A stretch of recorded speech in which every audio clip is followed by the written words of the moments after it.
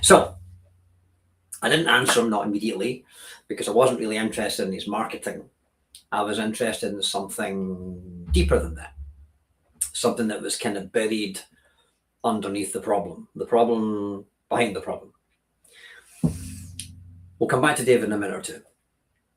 Um, this is Chosen. My name is Jonathan Clark.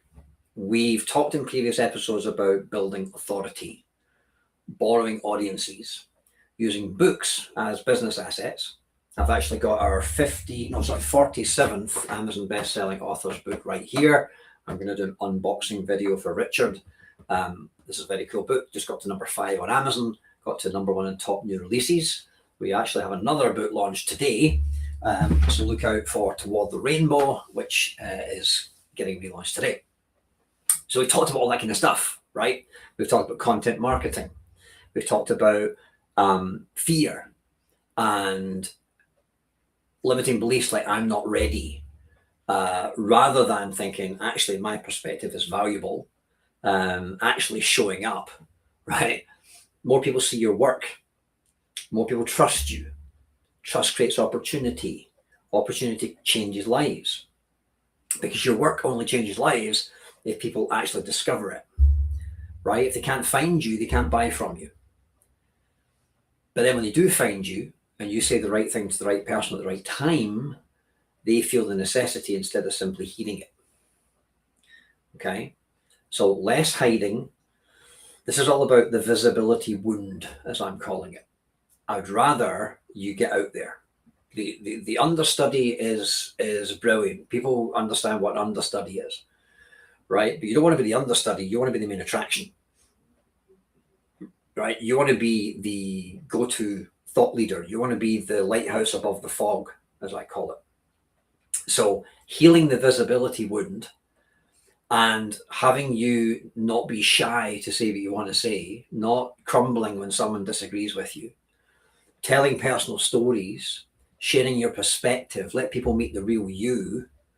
That's what visibility is all about. Imagine if 12 months from now, people introduced you before you entered the room. Imagine if your calendar was filled because people already trust you. Clients arrive already convinced. What would that change? What would that change? David didn't need another logo. He didn't need another certification. He certainly didn't need another website, right? All these things are what people do. They open another Instagram channel. They change their logo. Oh, don't get me started on hex codes and colors of logos and fonts. Do you really think somebody buys your product because you use the right font? Really? What they're really going to do is buy your product because you said the right thing that resonated with them. You hit upon a raw wound in them. You offered a practical solution that would actually fix their problem, and they resonated with that. That's what makes people buy, not the color of your website. Okay, not your logo. No one cares about your logo because your logo means nothing to them. It doesn't have any resonance. I don't care about Starbucks logo until I have our interaction with Starbucks. Then maybe, if it's a good interaction, I will come back to Starbucks. If it was a bad interaction, I'm going to hate that logo from now on. But it doesn't mean anything to me until I have that interaction. How do you going to get that interaction? By saying the right thing to the right person at the right time and being trusted. David didn't need another certificate, right? He didn't need another website. What he did do was need his own permission to stop sending his understudy and to show up as the go-to guy. And nowadays, David speaks at conferences. People quote him. His clients come pre-sold, not because he's somebody else, but because he became himself. He let himself out to play. Okay? You can continue polishing the resume, or you could introduce people to the actual person. One path creates attention, eyeballs, vanity metrics, impressions, views. The other creates folklore, right? So this show is all about where we reverse engineer how experts become unforgettable.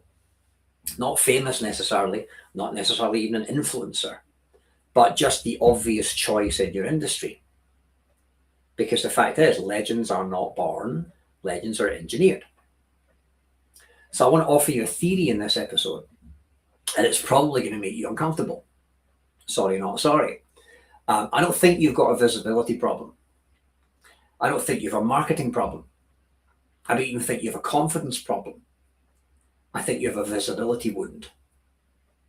Because if you're not out there, if you're not shouting from the rooftops about what it is you do, if you're camera shy, if you're reluctant to put your face out there, think about all the helping experts who build best-selling books, premium brands, and have multiple income streams. Okay? I've watched people do that, and I've helped people do that, and I've done it myself. And I've noticed something. The people who need to meet you probably have never actually met you. They've met your qualifications, they've met your credentials, they've met your website, they've met your carefully polished LinkedIn profile that 5-day challenge told you to do, your respectable elevator pitch, but they haven't met you. They haven't met the version of you that your other clients rave about, the version people tell their friends about after dinner, the version that makes someone stop halfway through a sentence and go, wow, you just said what I've been thinking for years. That person often doesn't come online. Instead, your resume goes to the meeting. And your resume is a very respectable person, very professional, very helpful, very well organized, perfectly appropriate, and probably forgettable.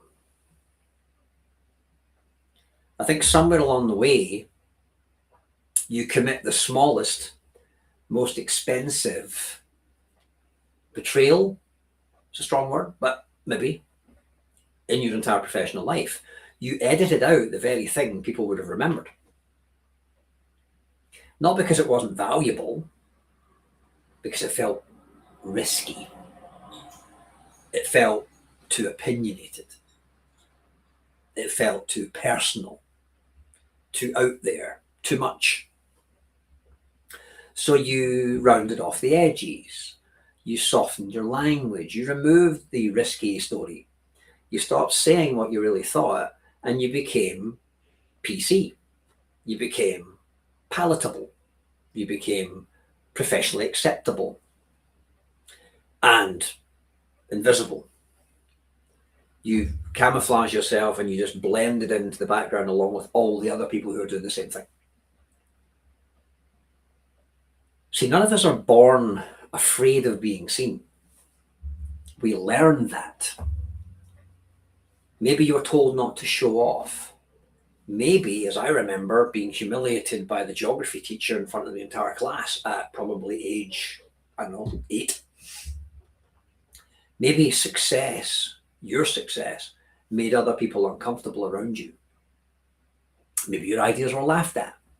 Maybe your family taught you to keep your head down. Maybe school rewarded fitting in more than standing out. Whatever happened, your nervous system reached a conclusion. It's better to be invisible, it's safer, and it feels nicer than being rejected. So every time you try to become more visible, your brain quietly whispers, let's not. The visibility wound is clever. It almost never calls itself fear. No. It disguises itself as professionalism. I better get another qualification. I need a better website. I need a new logo. I need more followers. I need to wait until my PDF is perfect. No, you're hiding. And the hardest part, you probably don't even realize you're doing it. And that's what's heartbreaking. Somewhere today, or whatever day we're on, the 7th of August, there's a coach quietly impacting people and making an impression and making an impact and changing lives. There's a consultant who saves a business. There's a therapist who helps someone put themselves back together. There's an author with a cool idea that could change thousands of lives. And they post something and 30 people see it. Half of them are other coaches and consultants. Somebody comments, great post, love your take on this. and the world moves on. Meanwhile, someone with a fraction of the experience, a shard of the same wisdom, and a tiny piece of the integrity gets all the attention. Not because they're better, but because they are more visible. They showed up. The sad fact is, the clients go to the person who markets the best. And very often the people who market the best are complete sharks. The world doesn't always reward the best expert. It rewards the expert that people remember because they were marketed the best. So the gurus tell you to optimize. Optimize your hook, optimize your thumbnail, optimize your captions, optimize your funnel, optimize your algorithm, optimize everything. But nobody has ever fallen in love with optimization. Nobody hires you because your thumbnail looked good.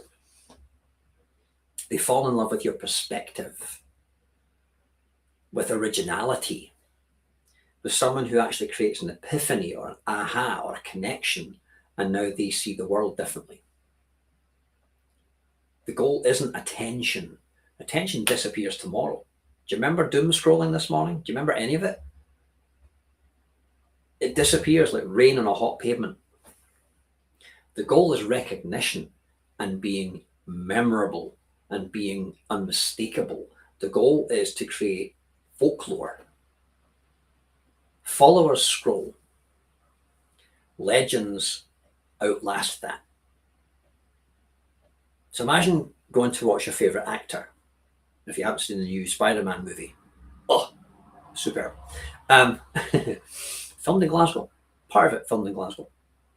Imagine you go and see your favourite actor in a movie, and the lights go down, and the curtains open, and instead of the lead, the understudy walks on stage.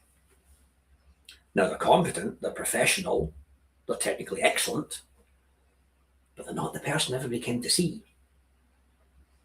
And that's what most coaches, consultants, authors, experts, speakers are doing. Your business keeps sending the understudy. The real you, the curious one, the funny one, the slightly unhinged one, the person who adds value to you, truly, the person who asks uncomfortable questions that maybe take 10 seconds to hear and take you 10 weeks to answer, the one clients become obsessed with, they never get a chance. They never get to make it to the stage. So this isn't about becoming louder. It's about becoming more truthful. Because every day you hide, somebody less qualified gets the keynote speech. Somebody less experienced gets the client. Someone less insightful gets the podcast interview. Not because they're better, but because they were visible. Visibility isn't just vanity, it's also responsibility. And if your work genuinely changes people's lives, remaining invisible has a cost, not just to you, but to every other person who never discovered you. I just spoke to my friend Charlotte, who went to lots and lots of people who didn't do what she was hoping they would do. And after a while, she started to think it was her, right? Like if the brakes on all your cars fail, after a while you start to go, is it the cars or is it my foot? Right? The mistake people make is they think that confidence comes first and then it can be visible. It doesn't. Confidence is a receipt. It arrives after you've taken an action. One of the reasons we publish Amazon best-selling books is because when the author holds the best-selling book in their hand, they've got nowhere to go. They are now an Amazon best-selling author. Their identity has to shift. It's not optional anymore. You don't heal a visibility wound by reading another website or going to another support group. You heal it by surviving the visibility process. One video, going live on YouTube, doing a podcast, writing an article and actually have people read your opinion. One imperfect live stream where you forget to put the camera on at the start. Right? Your nervous system slowly learns, do you know what? I survived and I can do it again. And eventually visibility stops feeling dangerous. It starts feeling natural. And then one day it just becomes part of your identity. So here's my challenge to you this week. Don't try and go viral. Just go visible. Post the opinion you've been sitting on. Ask to be a guest on a podcast. Record the video you've been thinking about. Write the article that you've been toying with. Tell the story you want to tell. And stop introducing people to your credentials. Start introducing them to the person behind that. Because the most interesting thing about you is almost certainly the thing that you've been trying hardest to hide. For more than 29 years, I've been obsessed with one question. Why do some brilliant people become unforgettable while others who are just as brilliant are invisible? And I've become convinced that it isn't talent. It isn't intelligence. It isn't luck. The Simon Cowells of the world, the X Factors of the world, the America's Got Talent programs of the world are people being sculpted and molded. Can't use the word groomed anymore, but they're being sculpted and productized and turned into celebrities, but they have a limited shelf life. Somewhere along the journey, some people stop editing themselves into someone administratively acceptable or PC or palatable, and they start becoming unmistakably themselves. Right? That's when people stop buying what they do and start believing who they are. And when an expert becomes the obvious choice, the reputation becomes legacy, and that's when attention becomes folklore. This is Chosen. My name is Jonathan Clark. That was my opinion. Remember, legends are not born, they're engineered.